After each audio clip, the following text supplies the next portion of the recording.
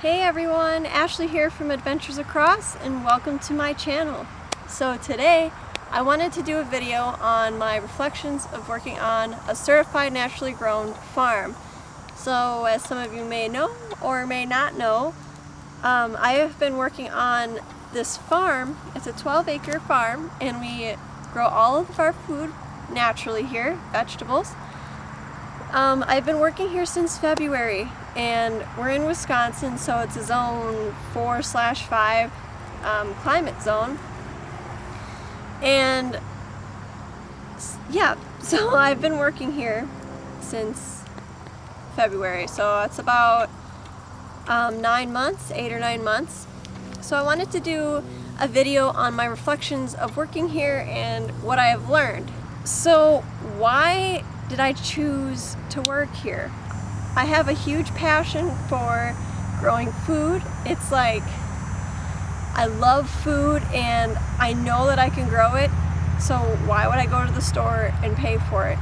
I wanted to learn everything I could learn about growing food so I could pass on that knowledge to other people and so I could grow food for other people and for myself too. It's hard to know where your food's coming from and the quality of your food, so it's really important for me to know exactly where my food's coming from, and then for other people that we sell this food to, I could tell them what we do to the food, and it feels really good. Another reason why I'm working here is because I'm close to my family right now, and it's been really good for me to like heal some things with them while I'm back in Wisconsin, because I do travel, I do see a lot of things, so it was important for me to be close to my family and to find a place where I could live sustainably while I'm here. So it's perfect. I live on the farm in an RV, and like the whole situation was perfect for the whole summer.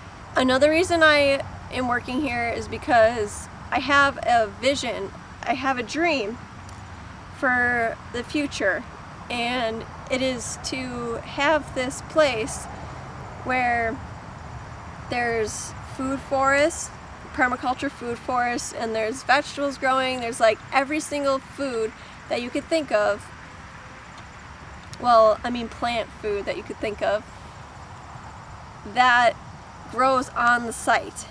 And I want to turn this into like an educational center as well as a healing center for people to come and learn about plant-based diets. I have a gluten allergy, so I want to teach people about grain-free living and also energetic and spiritual healing. And those are the things I will be concentrating on next for this vision. So it's like super important for me to learn everything I can learn about growing food. So that's why I'm here. So I wanted to share with you some of the things that I learned and a little bit about my experience here. So when we started out in February, it was really cold outside because February is like the coldest month of the year in Wisconsin, and it's just dreadful. But believe it or not, we had spinach growing in a greenhouse, and that's what we focused on in the beginning, was growing spinach and taking it to a market. And then from there we did brassicas, like spring brassicas and radishes and other things in the other 2 tunnels. We grew some snap peas, all of that jazz, lettuce. And then when summer rolled around, we got our tomato plants in. The brassicas started producing their broccoli and cauliflower and cabbages and kale. So we had summer brassicas and we sold those in like June, July. And then tomatoes, summer squash, eggplants, peppers, artichokes, onions, there's green beans, there's peas, potatoes, just everything that you could think of, we've grown here this year. So I've learned how to propagate mass amounts of of seeds, of vegetable seeds, because let's see, we planted 1,000 tomato plants, 1,000 peppers, like about 1,000 eggplants. We did, I don't know how many squash plants, but you get the gist. There's like, you have to mass propagate hundreds of these from seed. So I learned how to do that with lights and with using good quality potting soil. Just like basic horticultural stuff that I knew a little bit about, I was just able to add to that, especially with like the food aspect. Another thing I learned was that soil is like one of the most important things to worry about or to like focus your attention on when you're growing food. And we do open raised beds here, so you have like a mound of soil, and then in the aisles you plant clover or other cover crops that are like low lying, so you don't have to worry about weeds. And what we do to the soil is we add organic mineral fertilizers, and each field has its own combination of mineral fertilizers that you mix together. So for example, I'll just name a few of the things that we used. We used kelp, azomite, phosphate, potassium, dehydrated chicken manure, calcium, gypsum, potash, and there's more. I just can't remember off the top of my head. So each field gets a soil test, and each field has a specific thing or specific elements to it that it needs more of. So we add those to the soil.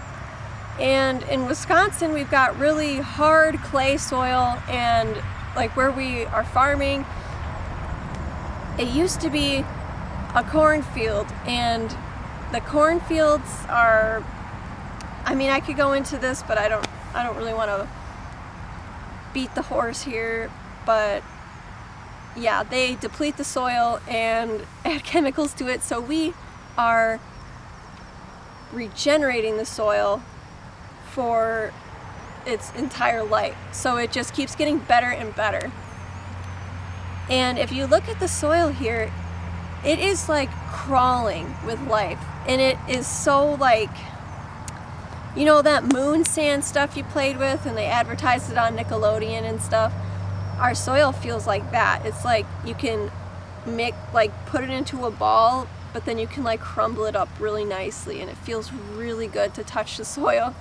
And you just look at it, and there's so many different types of insects in there, and the worms are like this big. They are just huge. So I learned that soil is like the most important aspect to worry about when you're farming. Sorry, I had to move because the sun and the lighting wasn't very good. So yes, the soil was a very important part of growing food on this farm, and it was one of the main things that we focused on as well. Another thing that I learned that's very applicable to daily life is plan for day by day and not for the full picture. I think it's important to plan or like have an idea of what you want to do for the entirety of this life or whatever, but you can only really live in the present moment and the day by day. So it was really important for us to not plan too far into the future of what we were going to do on a day-to-day basis, and it changed every day. So one day we could be like weeding, and then the next day we could like have something planned, but it would totally change. So just not being too attached to the plan itself, but being attached to the day-by-day things that you're gonna do. Another thing I learned is less is more, and this is applicable to daily life as well. You don't need that much to be good at something. So we were very minimal with like we used hose a lot, and we used a tractor with a cultivator to help with the beds, and less work ends up being more output. And this goes for weeding as well. Like, it's okay to have weeds in your garden and to have weeds growing in places. And something that I had knowledge of but I saw firsthand was that leaving your weeds in your garden attracts beneficial insects like lacewings, and there are these specific wasps that lay eggs on tomato hornworms and eats them, and the larvae eat the worm alive, and it's kind of crazy, but it's really important to have your weeds on your farm, because essentially weeds aren't weeds. Weeds are very important and very vital to nature and the natural world, and there's a reason why they're here. They all have a specific purpose. Like, for instance, thistles. Thistles are pretty annoying, but if you look at what thistles do, they have these roots that go really deep, and they go really far out also.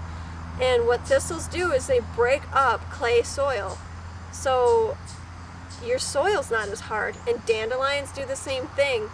And then there's plants that also are nutrient accumulators, like comfrey, though we don't have comfrey growing wild on the farm. We have, there's a lot of prairie plants and native plants that grow here too, and they just attract so many beneficial insects, and you can even use them. They're like herbs in herbalism, so like clovers. You can use clover for a lot of things. You can use goldenrod, you can use catnip, you can use echinacea, just a lot of this stuff that just grows everywhere, and some of it people just think are annoying, like mullein. There's some mullein right there, and mullein is good for certain things too. So just take that into consideration, and having weeds is a good thing rather than a bad thing. Another thing I learned was to just go with the flow, and to just go with what's happening now.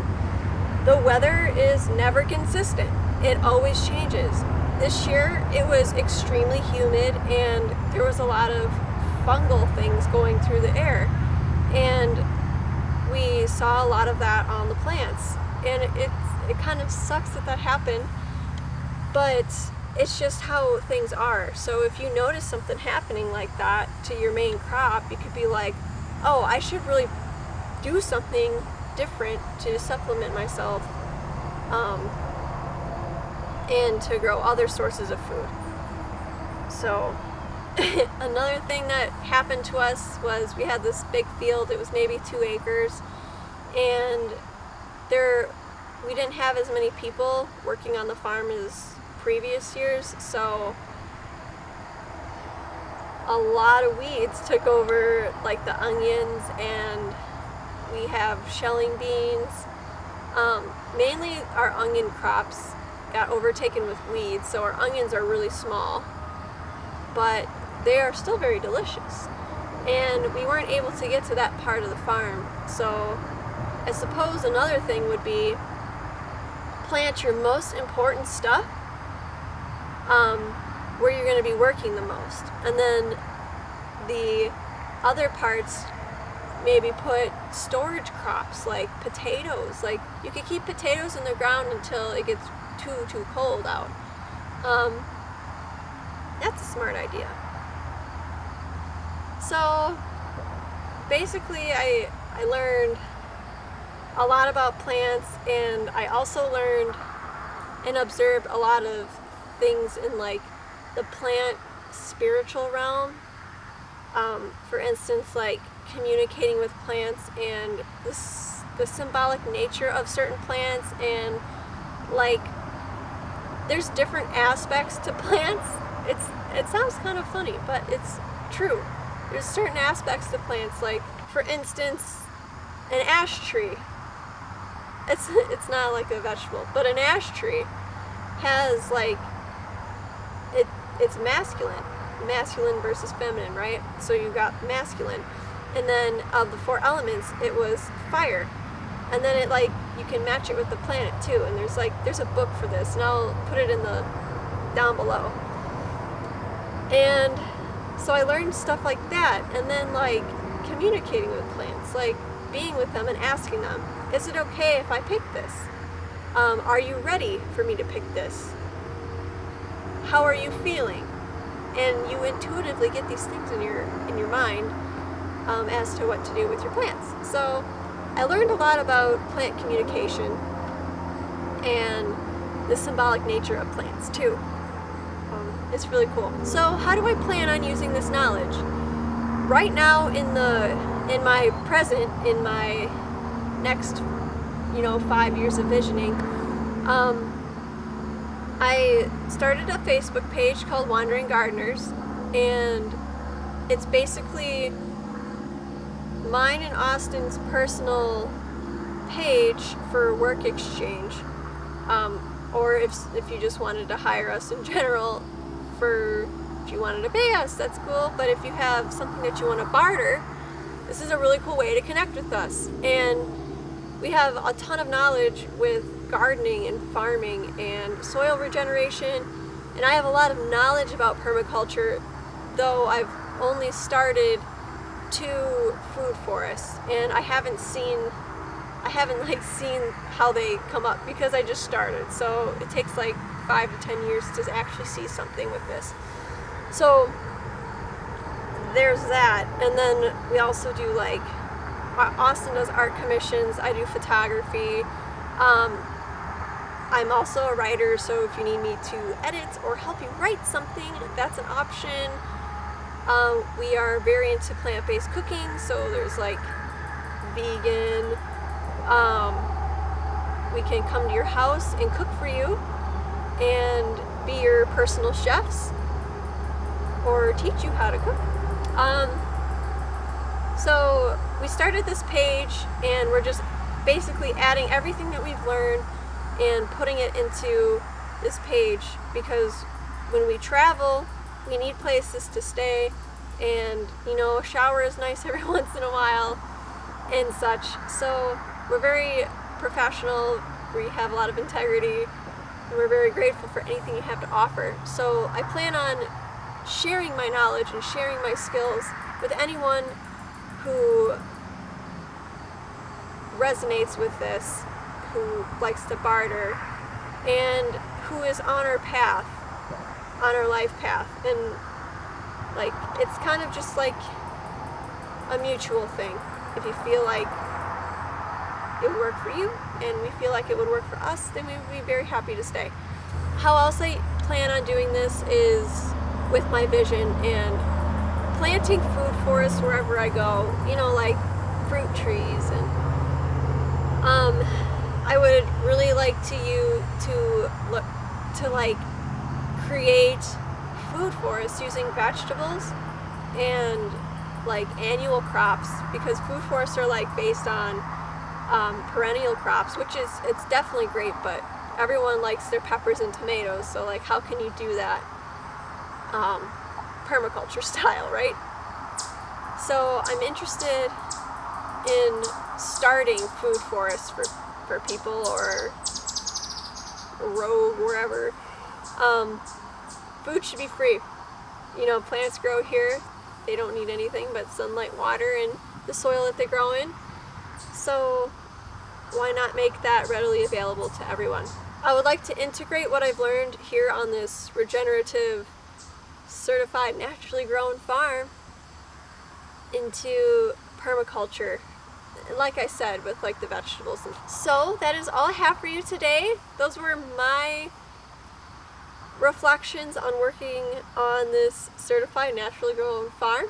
You can see a couple of tours that I've done. I will put them in the description below. and let me know what you think. Let me know if we can help you with Wandering Gardeners. You can find our Facebook page in the description below. And I hope you found this helpful. So thank you so much for joining me today. I love you lots. Bye.